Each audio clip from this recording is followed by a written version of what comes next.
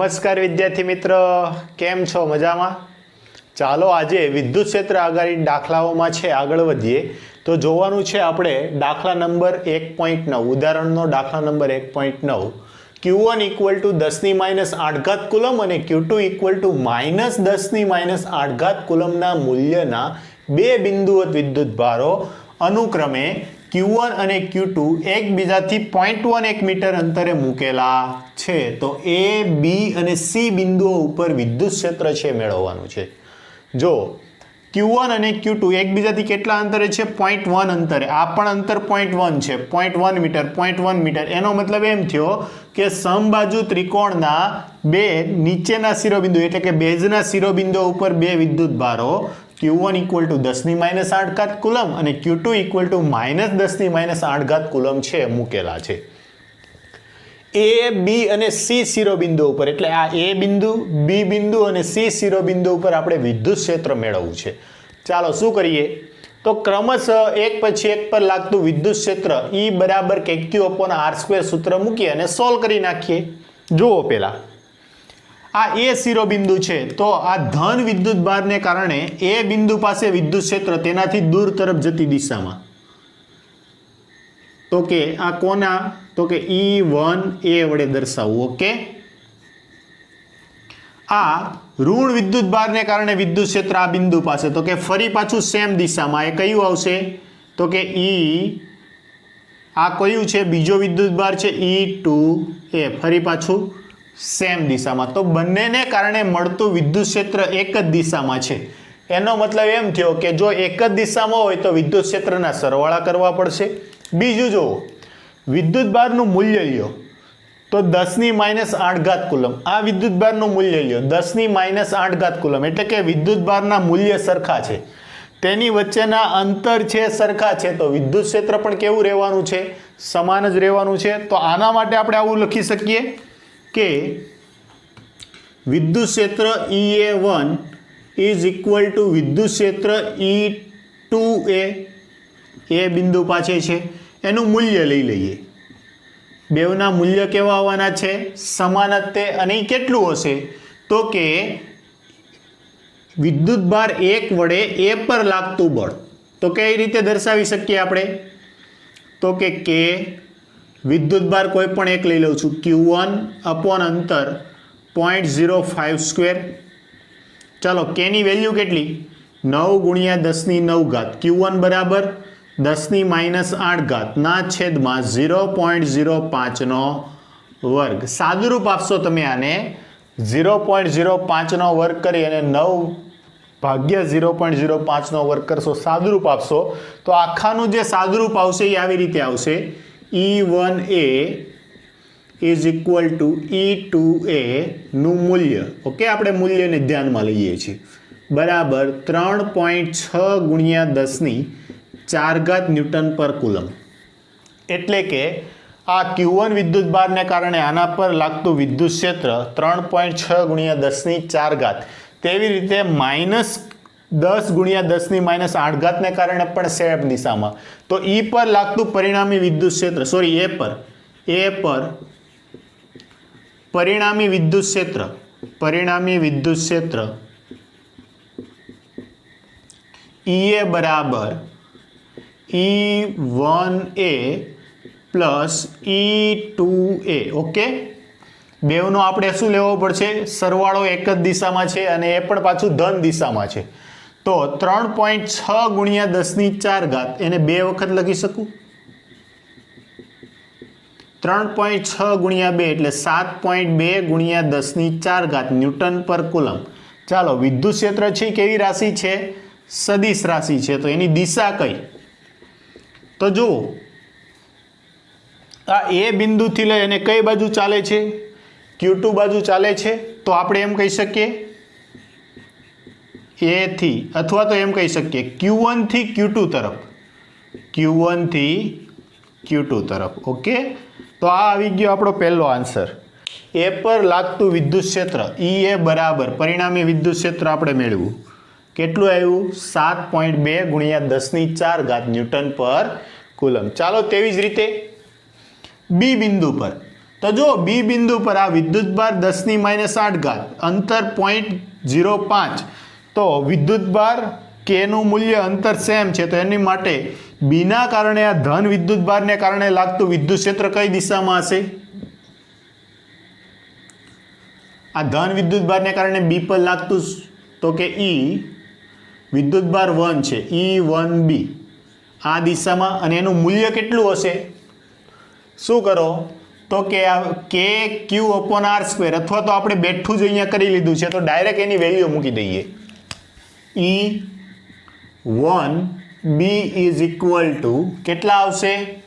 3.6 ગુણ્યા 10⁴ ન્યૂટન પર coulomb. Okay, જો હવે ઋણ વિદ્યુતભારને કારણે, આ ઋણ વિદ્યુતભારને કારણે બી બિંદુ પાસે વિદ્યુત ક્ષેત્ર કઈ દિશામાં આવશે? આકર્ષી પ્રકારનું, એટલે આ દિશામાં.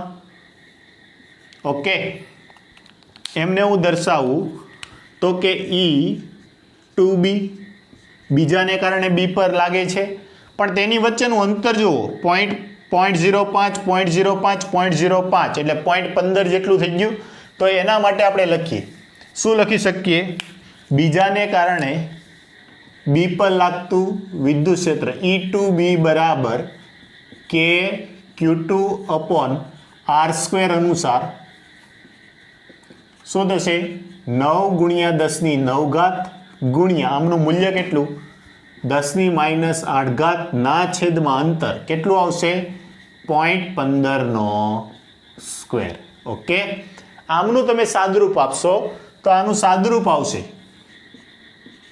4 ગુણ્યા 10⁻³ ન્યૂટન પર કુલમ. કેટલું આવી જશે? 4 ગુણ્યા 10⁻³ ન્યૂટન પર કુલમ. તો જો 1 છે આ બાજુ છે, 2 આ બાજુ છે.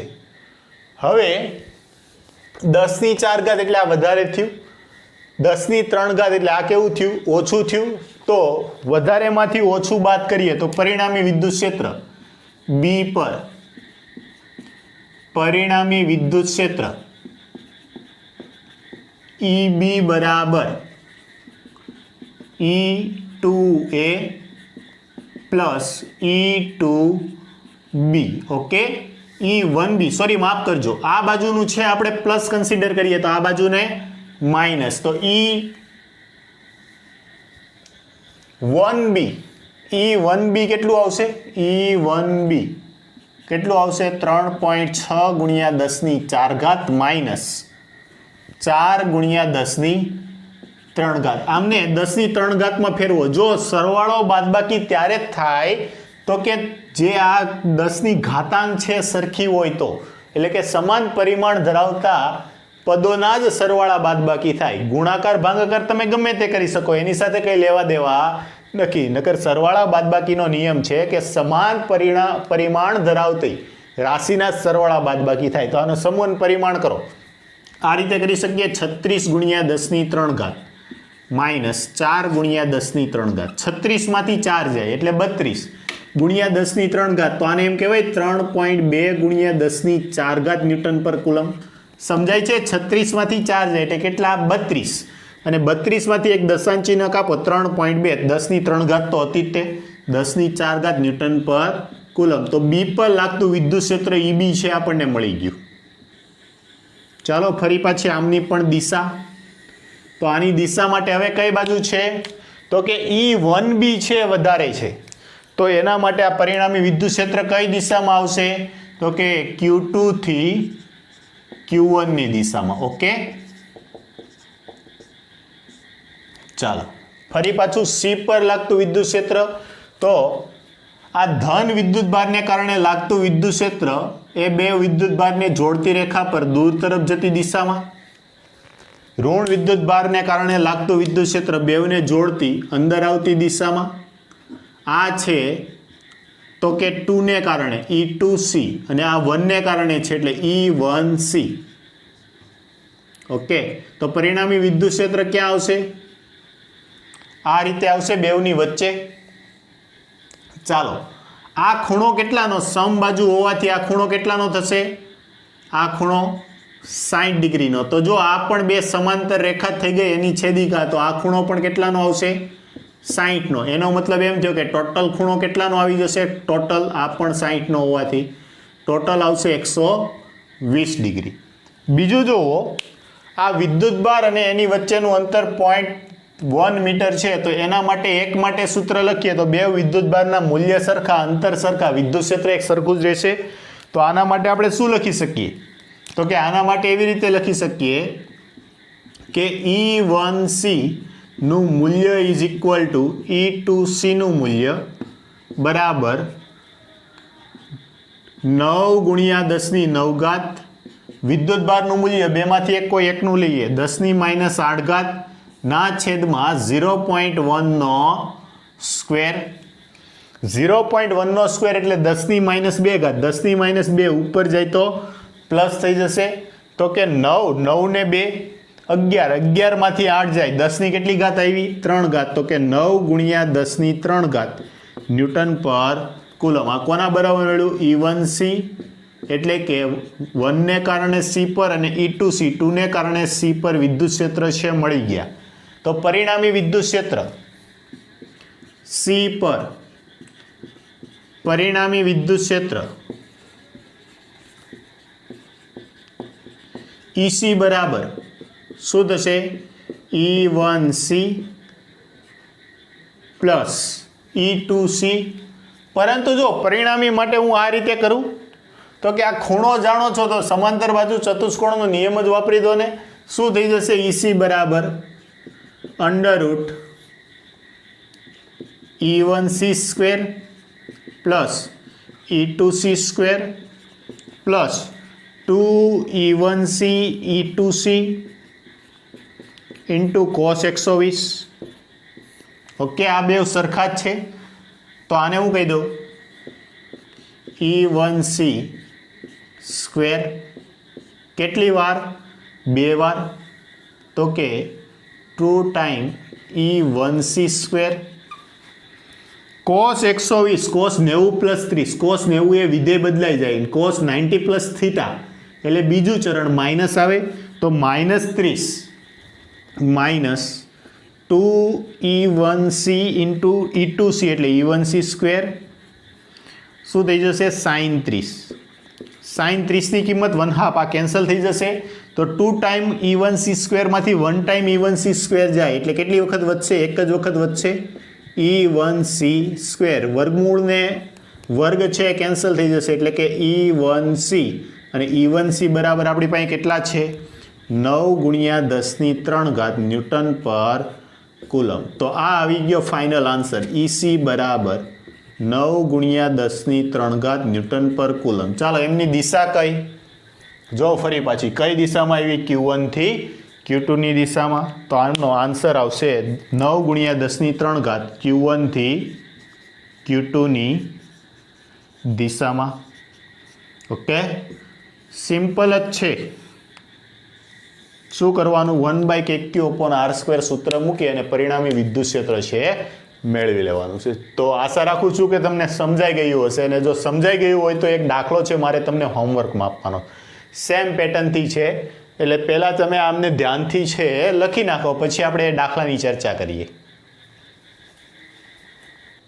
ચાલો તો તમે આ છે નોટ ડાઉન કરી લીધું હશે. હવે હું તમને હોમવર્કના દાખલાની વાત કરું છું. એ છે સ્વાધ્યાયનો દાખલા નંબર 1.8. જો એમની રકમ છે હું રીડ કરું છું. બે બિંદુવત વિદ્યુતભારો QA = 3 માઇક્રોકુલમ અને QB = -3 માઇક્રોકુલમને એકબીજાથી 20 સેન્ટીમીટર દૂર રાખેલા છે. એટલે QA બરાબર છે QA બરાબર QB બરાબર બેવના મૂલ્ય એક સરખા છે. આ પોઝિટિવ છે, આ નેગેટિવ છે.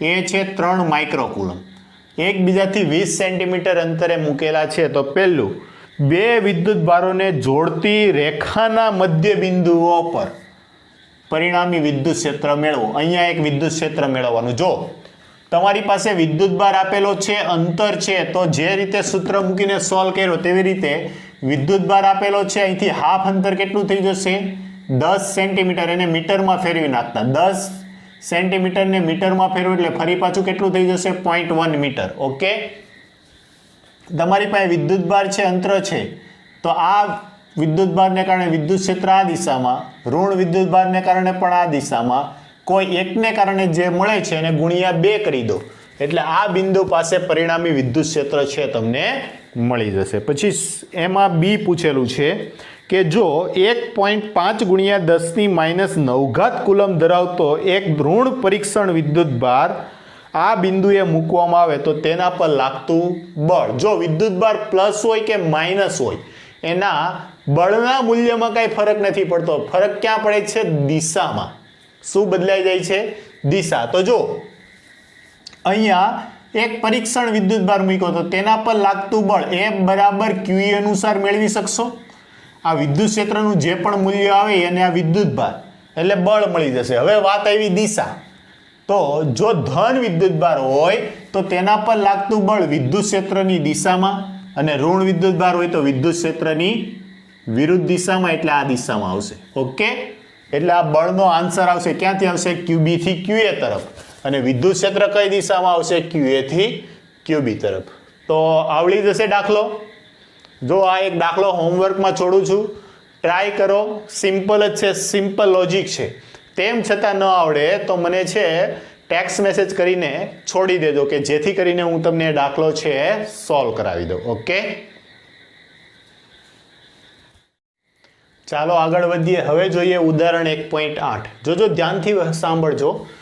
એક ઇલેક્ટ્રોન 2 ગુણ્યા 10⁴ ન્યૂટન પર કુલમના નિયમિત વિદ્યુત ક્ષેત્રમાં 1.5 સેન્ટીમીટર જેટલા અંતરનું પતન પામે છે.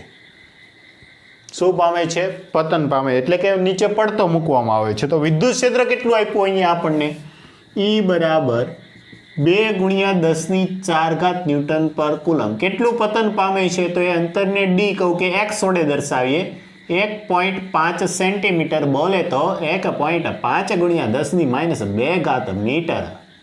ઓકે, ચાલો આકૃતિ એમાં દર્શાવેલું છે. ક્ષેત્રનું માન અચળ રાખીને તેની દિશા ઉલટાવવામાં આવે અને તેમાં એક પ્રોટોન તેટલા જ અંતરનું પતન પામે છે, જે આકૃતિ બીમાં દર્શાવેલું છે.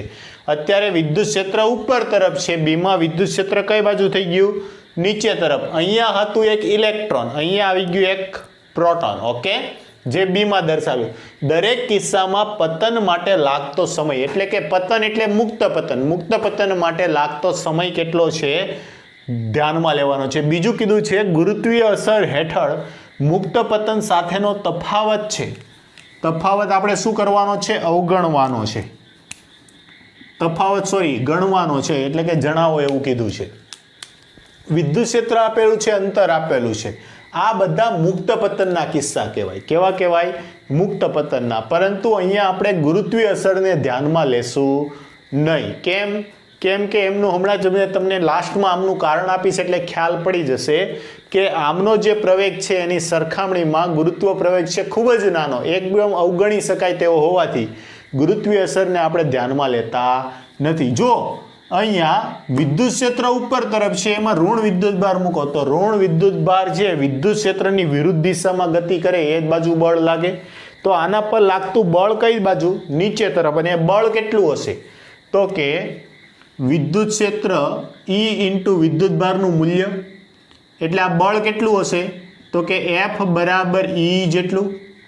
તો હું એમ લખું અધો દિશામાં લાગતું બળ F બરાબર E જેટલું. અને આ બળ F બરાબર ma ન્યૂટનના નિયમ અનુસાર. તો શું થશે? m પણ દળ કોનું? ઇલેક્ટ્રોનનું. પ્રવેગ પણ કોનો? ઇલેક્ટ્રોનનો. બરાબર E ઇન્ટુ E. તો આ પ્રવેગ કેટલો આવશે? AE બરાબર E અપોન me. ઓકે, આ પ્રવેગ છે સાચવીને મૂકી દઉં. આમનો આપણે યુઝ કરીએ. તેવી જ રીતે આમાં પણ જો વિદ્યુત ક્ષેત્ર છે નીચે તરફ અને વિદ્યુતભાર હવે પ્રોટોન એટલે કે ધન વિદ્યુતભાર છે. ધન વિદ્યુતભાર પર વિદ્યુત ક્ષેત્રની દિશામાં બળ લાગે. તો આ બળ પણ કઈ દિશામાં આવશે? અધો દિશામાં. અને એ બળ કેટલું હશે? તો કે Fp બરાબર E into EP. Okay, sorry વિદ્યુત ક્ષેત્ર તો ઈ છે ઈ ઇન્ટુ ઈ, પરંતુ આ બળ કેટલું તો કે એમ એ એટલે એમ એપી બરાબર ઈ ઇન્ટુ ઈ, તેથી એપી બરાબર કેટલા થઈ જશે ઈ અપોન એમપી. આ પણ પ્રવેગ મળી ગયો. આ ઇલેક્ટ્રોન માટે છે, આ પ્રોટોન માટે છે. ઓકે, જો હવે આપણને સમય કીધો છે તો મુક્ત પતનના કિસ્સા માટે મુક્ત પતન માટે અચળ પ્રવેગી ગતિનું સમીકરણ d બરાબર v0t plus half at square પરથી આપણે જાણીએ મુક્ત પતન માટે પ્રારંભિક વેગ v0 બરાબર 0 મીટર પર સેકન્ડ. ઓકે, તો જો d બરાબર શું થઈ જશે 1/2 એટી સ્ક્વેર. હવે જો તમારે સમય t મેળવવો છે તો t નું સૂત્ર શું આવશે તો કે t બરાબર 2d upon a, t square બરાબર આવ્યું તો અહીંથી આ વર્ગમૂળમાં આવી ગયું. અને આના પરથી તમે લખો, જો અહીંયા તમે સમય છે ઇલેક્ટ્રોન માટે લખો તો અંતર તો ફિક્સ જ છે, પ્રવેગ કોનો આવશે ઇલેક્ટ્રોનનો, અને ઇલેક્ટ્રોનના પ્રવેગ માટે આ સૂત્ર મૂકી દો. તેવી રીતે પ્રોટોનનું લખો તો પ્રોટોન માટે સૂત્ર લખી દો.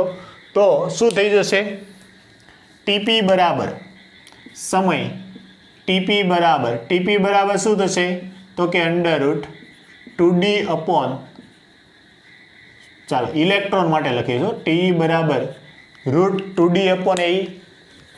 એની બદલે તમે ફરી પાછું કિંમત મૂકો તો શું થઈ જશે √2d અપોન એ બરાબર શું છે ઈ અપોન એમી, છેદનો છેદ અંશમાં. ઓકે, ચાલો બધાની કિંમત મૂકી અને સાદરૂપ આપી દો. વર્ગમૂળમાં 2 ગુણ્યા ડી બરાબર 1.5 ગુણ્યા 10⁻2 ઘાત. ઇલેક્ટ્રોનનું દળ કેટલું 9.1 ગુણ્યા 10⁻31 ઘાત ના છેદમાં ઇલેક્ટ્રોનનો વિદ્યુત ભાર 1.6 ગુણ્યા 10⁻19 ઘાત ગુણ્યા વિદ્યુત ક્ષેત્ર 2 ગુણ્યા 10⁴ ઘાત.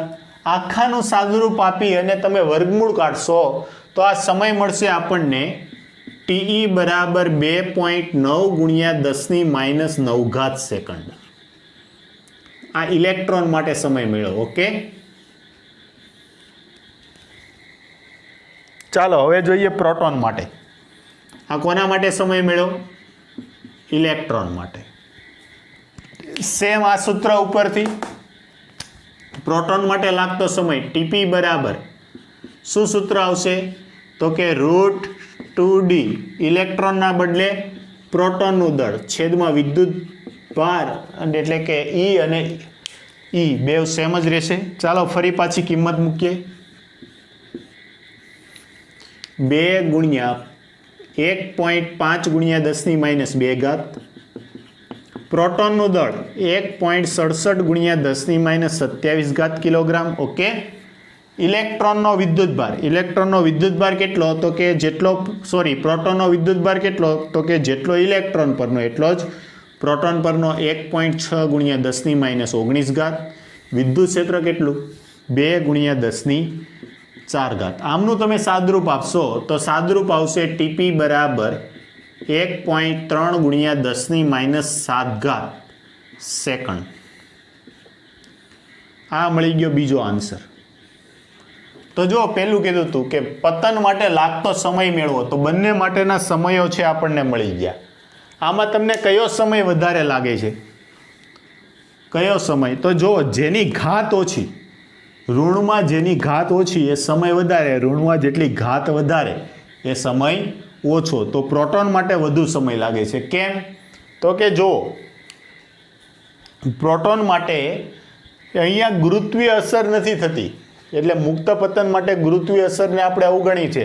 જો આની વેલ્યુ છે તમે જો તો સામાન્ય રીતે મુક્ત પતન માટે જો સમય છે એ દળ પર આધારિત નથી, પણ અહીંયા જે આપણે સમય મેળવો એ દળ પર આધારિત છે. જેનું દળ વધારે એનો સમય વધારે. તો પ્રોટોનનું દળ વધારે હોવાથી પ્રોટોનનો સમય પણ કેવો આવવાનો છે વધારે, તેથી પ્રોટોનને વધારે સમય લાગે છે. અને જો તમારે પ્રવેગ ગણવો હોય તો આ સૂત્ર છે, આ સૂત્રમાં વેલ્યુ મૂકી દો.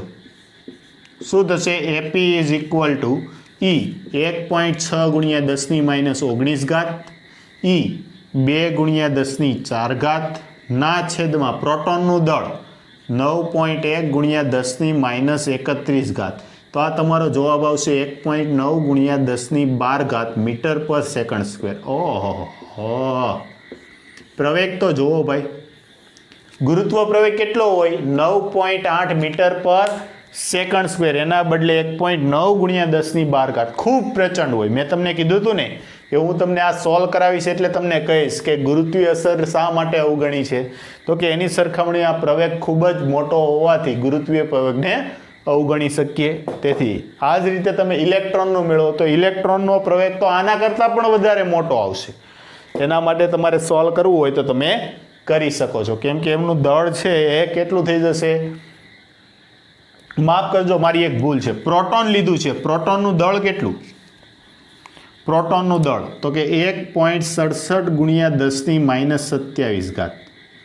ત્યારે આનો આન્સર આવે 1.9 ગુણ્યા 10⁻12 ઘાત. ઓકે, 27 ઉપર જશે પ્લસ 27 ને 4 31માંથી. ઓકે, 1.9 ગુણ્યા 10⁻12 ઘાત મીટર પર સેકન્ડ સ્ક્વેર. જ્યારે ઇલેક્ટ્રોન લેશો તો 10⁻31 ઘાત. જવાબ છે ખૂબ જ મોટો આવશે. તો આ ચાલો નોટ ડાઉન કરો. આ છે યાદ રાખજો પ્રવેગવાળા. અને આ કઈ રીતે સમીકરણ આવ્યું? D = V0t + ½ AT² પરથી. ચાલો નોટ ડાઉન કરો આમને.